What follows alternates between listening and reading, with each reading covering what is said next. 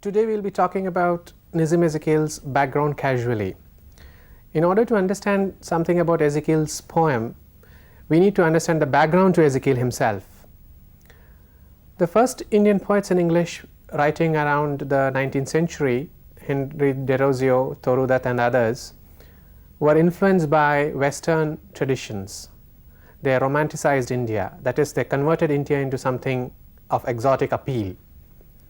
In the 20th century, Sri Aurobindo wrote the first major epic poem, Savitri.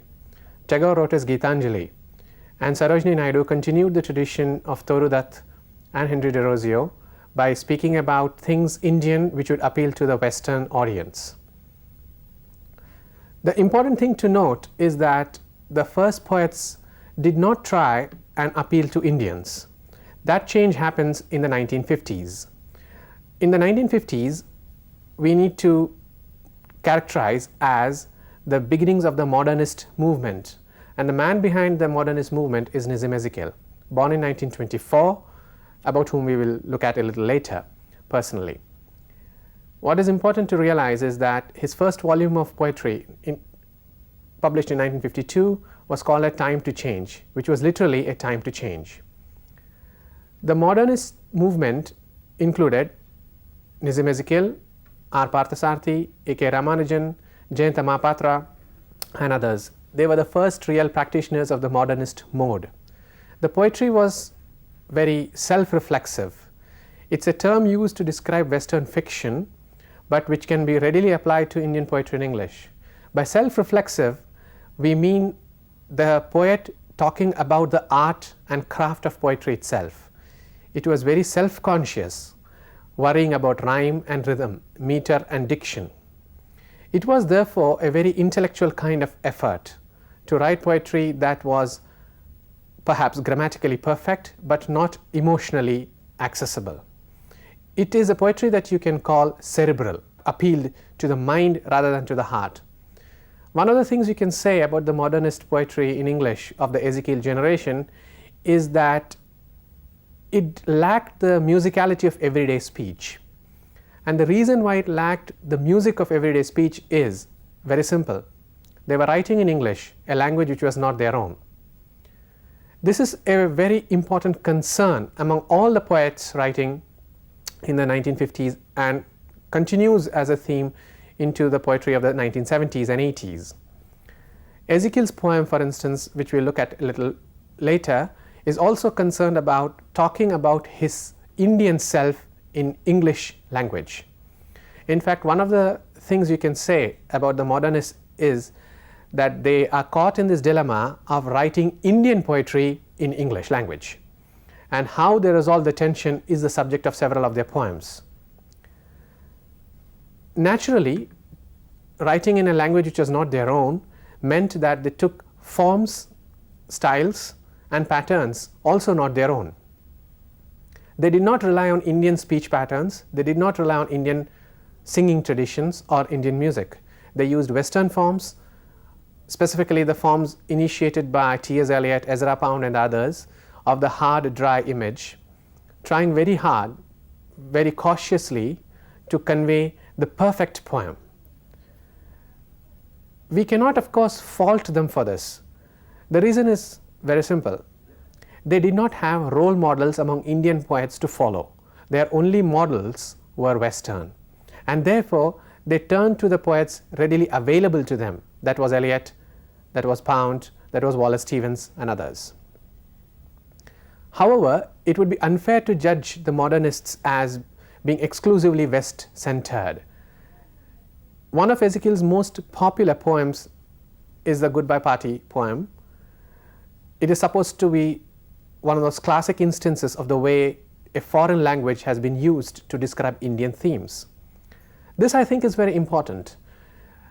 Ezekiel is doing in poetry what Raja Rao was trying to do in fiction, that is, use a foreign language to talk about native Indian themes and settings. The kind of sentence constructions, the Indian fascination for the present continuous, for instance, are attempts to convey the very Indian ethos in which the poet is practicing his craft. I think this is crucial, that the Western model is available, made available actually consciously, but adapted to Indian conditions and Indian themes. This also means that one of the central concerns of the modern poets in English from India was the attempt to link the local with the universal. Let me elaborate this a bit. By local, I mean their emphasis on Indian traditions, on Indian ethos, on the Indian city, the Indian village, but using a form that was given from the West.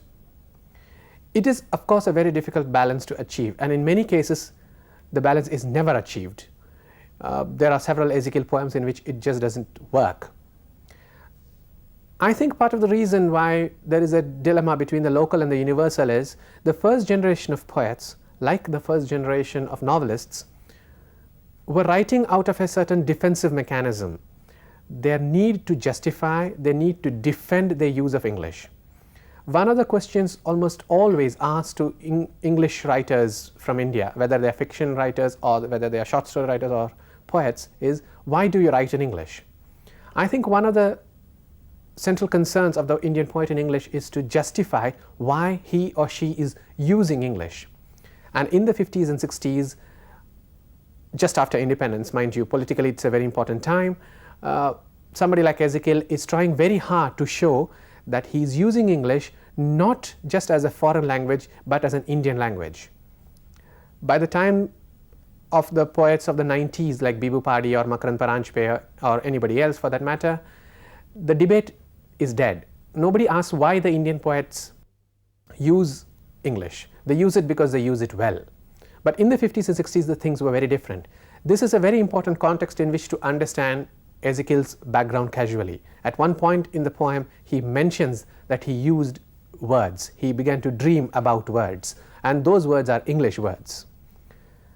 I would say therefore that most of the poets in the 50s and 60s, Ezekiel's generation, is writing out of a certain anxiety of Indianness, if we can adapt Meenakshi Mukherjee's term.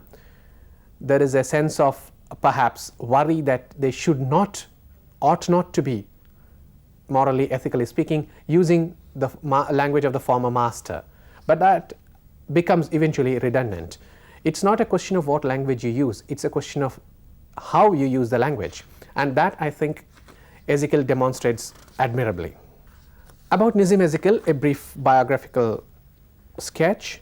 Born into a Ben-Israeli family in 1924, Ezekiel studied in Bombay and Birkbeck College, London. Unhappy in India, he was sent away to London to pursue higher studies. He came back considering himself a failure, and he came back cleaning the deck of a ship all the way back from London to India. These experiences taught him certain things. After coming back, he tried his hand at several kinds of jobs. Eventually, he ended up as a professor of English at Bombay. Ezekiel's first volume, as mentioned before, was A Time to Change, published in 1952. A Time to Change was a personal and a political statement. A Time to Change was a time for Ezekiel himself to change. As the poem proceeds, section 3 of the poem tells you about what the change actually meant. For Indian poets in English, the time to change was to become more Indian, even if they are using English. So it's important to consider the title in that light.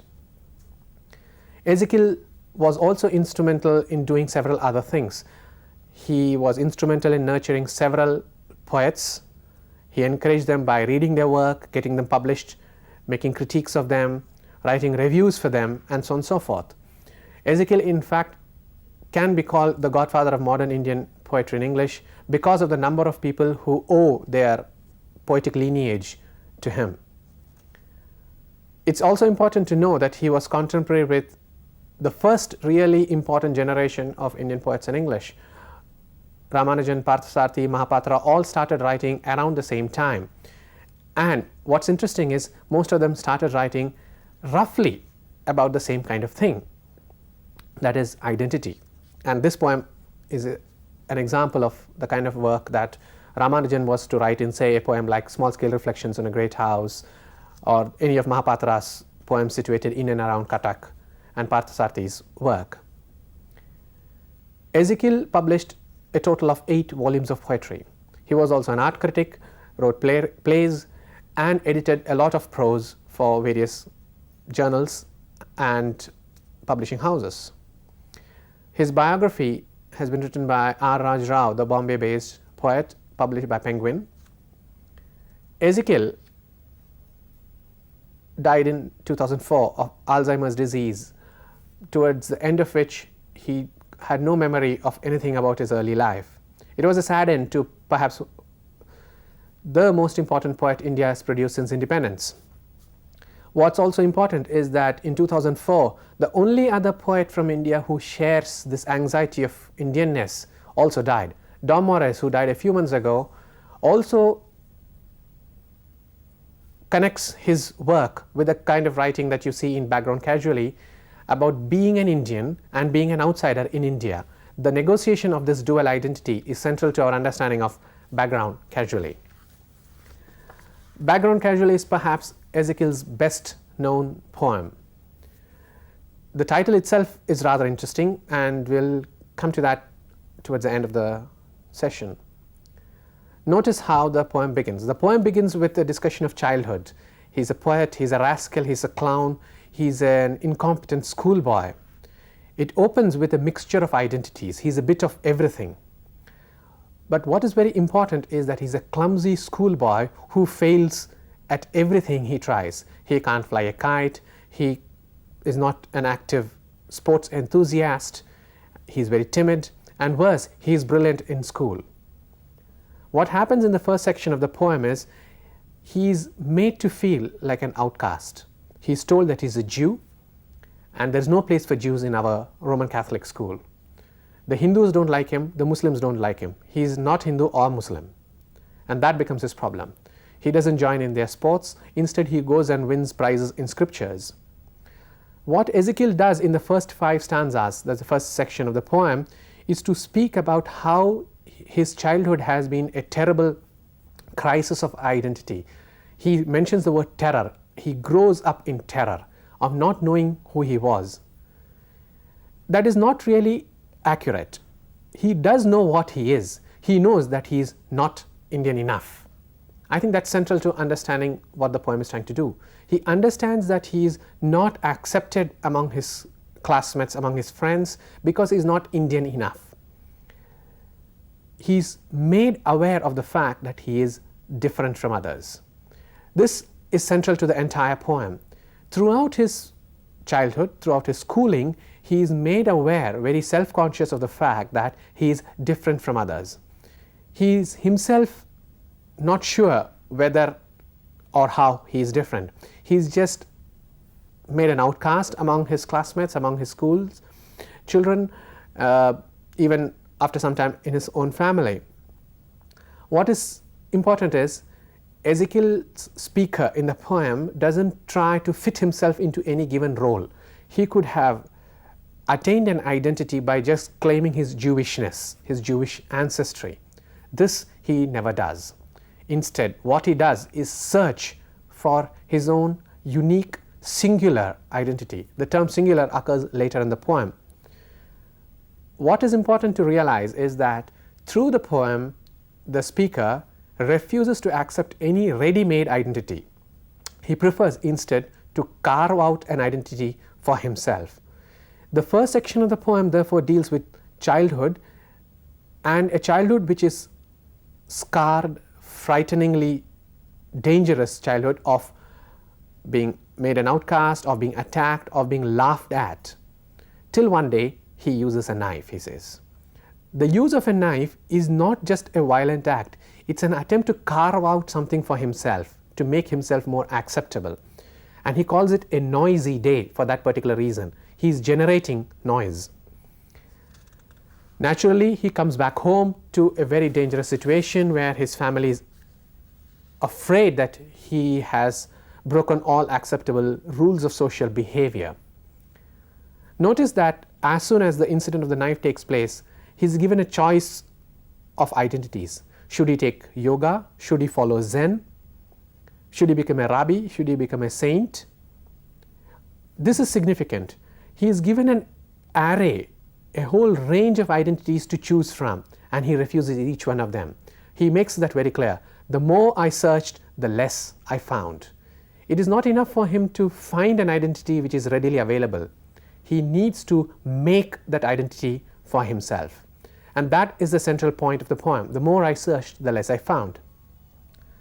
Finally, they decide that it's time for him to be sent away because he's very dangerous.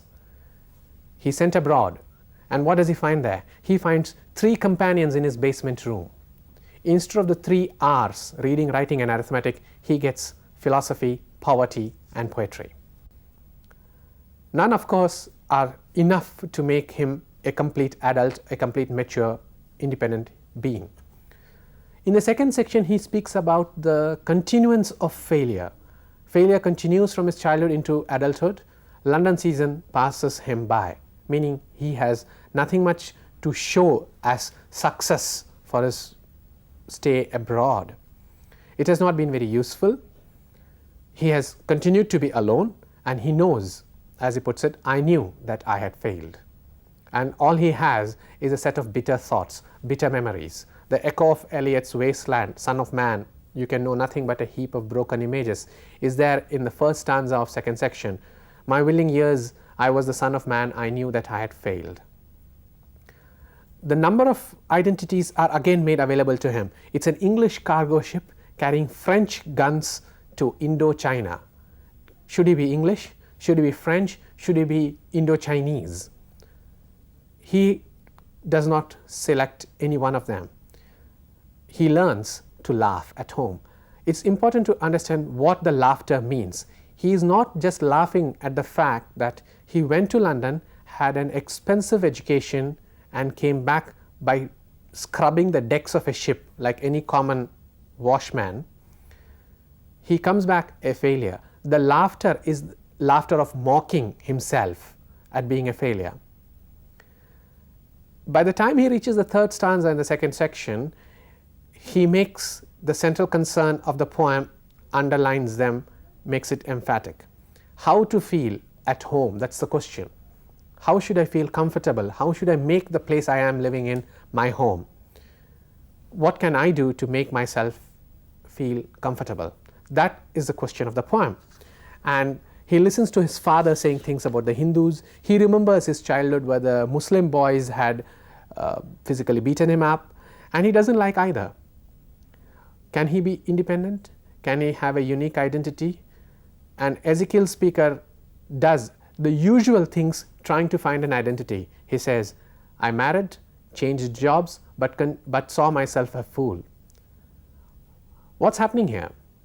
What's happening is this. He does all the usual things that normal human beings do as adults, and he discovers that none of the actions he performs, marriage, finding a job, gives him any kind of identity. That's not what he wants. And he realizes that the song of my experience sung, that's the past tense, it's sung by somebody else. Who's doing it for him? And that's the first instance where he actually talks about his ancestry, his Jewish ancestry. The oil pressers on Saturday, the aliens. He calls them aliens because the Jewish community in India is perhaps the smallest community now existent. It was not that it was a very large community even then. This is where we understand that the problem of identity is not his own making. The problem of identity is something he inherits. It's the fact that he is Jewish that is central here. His Jewish ancestry is what causes his crisis of identity. Even though he had one ancestor who fought alongside the British, he feels that the ancestry given to him is not freeing him. I dreamed that fierce men had bound my feet and hands. What Ezekiel is saying here is that his identity has been restricted, constricted, and there is no escape. What's important here is that he has been trapped into being a Jew in India, and that is not something he wants. I mentioned before that he doesn't want any ready-made identity. He wants to create his own, and he doesn't want to go on saying, I am a Jew in India. At this point, the poem shifts. It shifts to the present tense. I look about me now, he says in stanza 3 of section 3. he shifts the focus to the present, but he also shifts the focus to his own acts of trying to find an identity. So far he has been talking about how the identity has been given to him. With section 3, he moves to finding his own identity through personal effort. That is the central argument of the poem. Let me mention the central argument once more. The central argument here is identities can't be just given to you. You can't accept ready-made identities. You must find it yourself. You must choose, select and carve your own identity. In section 3, he finds a method of doing this. And this is the crucial stanza. The later dreams were all of words. That's when Ezekiel discovers that one way of creating his own identity would be to become a poet. And yet it is not a happy choice. He makes that confession here. I did not know that words betray, but let the poems come. The word betray is used in two senses. The words betray him. He thought the words would give him an identity, but they do not. The other sense is the words betray him to the world, that is, the words reveal him to the world. It's important to understand the double meaning of the word betray. The words fail him, but they will also reveal him to the world. He stands exposed to the world. But he wasn't very certain how it would work, so he let the poems come. What happens as a result? What happens is that he begins to merge into the world of words. He loses the grip on things the worldly prize, he says. He stops pursuing jobs, he stops pursuing academic careers, making money or anything like that. He loses his grip on the world that all of us live in. Instead, he prefers to live the life of the mind. It is also a very prophetic kind of line to have said so early in his writing, because towards the end of his life, he really lost his grip on things. Ezekiel, suffering from Alzheimer's, had no memory whatsoever of who he was, and that I think is important. He knew his words, but he could not make sense of them anymore. I look about me now, he says, and I want to know what I have achieved now. In the third section, it's a kind of appraisal, self-appraisal. What has he achieved? What has he lost? The last section, the last two stanzas of the poem are crucial here. He's asking, what have I gained over all these years of writing poetry, of measuring out his life in the form of words, poems, sentences and images? This is a result.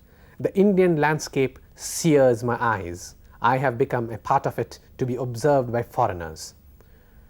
Note the shift from the first stanza of the poem to this one. In the first stanza, he was not treated as a part of the landscape. He was treated as somebody who does not fit into the landscape. And here he has become a part of the landscape. Foreigners come and observe him, and they say that I am singular. Their letters overstate the case. There is a word play here. The case is also not just his case, but the case, lowercase, uppercase letters that he's talking about. Is Nizam Ezekiel a singular personality? He says maybe he is not, maybe he is being overrated. I am not so different anymore. The last but one stanza of the poem is a kind of tension. Is he part of it? Is he not part of it? The others think he has now become a part of the landscape. What he's saying is he is not so very different anymore. The last stanza is perhaps one of the most quoted of Ezekiel lines. I have made my commitments now. That's a declarative sentence. He's saying very emphatically, very clearly, I have made my commitments to stay where I am, as others choose to give themselves in some remote and backward place. My backward place is where I am. It is important to understand the language of the last stanza. Note that it begins with, I have made my commitments now. I have said that the early section of the poem talks about somebody giving him an identity, and that the central argument of the poem is not accepting a ready-made identity, but making one for yourself. Here he makes that statement very clearly, I have made my commitments. He doesn't say I have accepted those commitments. He's talking about making those commitments on his own. The last stanza also uses the central word, it's right in the middle of the stanza, choose. That I think is central to understanding Ezekiel. Choose, the power of choosing his own identity. He has chosen India. He has chosen to be an Indian. The poem is not therefore a casual treatment of the background. The background is not casual. In fact, it is a very serious poem about backgrounds. What he is saying is that maybe there is a ready-made identity given to you, but I choose to take this particular identity. I have no intention of accepting all that you give me. I choose, even if it's a backward place. My backward place is where I am. He has chosen to be an Indian rather than anybody else. And it is not an Indianness that has been granted or given to him for free. It's an Indianness that he has cultivated, manufactured through his poetry. It's important to understand therefore that the background of the poem is the background to Indian poetry in English itself. Background casually is the history of Indian poetry in English, where Ezekiel speaker, like all Indian poets, are actually creating their own sense of identity through their work. It's not casual anymore. It's important to realize that it's a deliberate choice. It's not an accident that they pick being an Indian. It's not an accident that they are just Indian. They work at being Indian. They work hard at becoming Indian poets in English. By sheer coincidence, a poem which has just come out a few months ago by Jeet Thyle has these lines. After all, this is where I live, a place they too have chosen. This is Jeet Thyle in a poem titled suitably English. The book released last month, and Jeet Thyle is also speaking about choosing his place. Interestingly, that particular poem is situated in New York, but that doesn't really matter. It's a question of a poet carving out his own identity, picking one identity from the multiple ones. Ezekiel therefore chooses to be an Indian rather than Jewish, English poet rather than Indian poet in English. I think it's crucial therefore to know that background casually is the history of both Ezekiel and Indian poetry in English. I have spoken to you about Nizam Ezekiel's Background Casually as a poem that deals with the crisis of identity of being an Indian poet in English. The poem, I would like to argue, is not just about Ezekiel as a poet finding his poetic voice, but about Indian poets in English who seek to carve an identity among the several identities offered to them. It's about a very determined, carefully chosen, carefully argued creation of identity rather than the acceptance of one.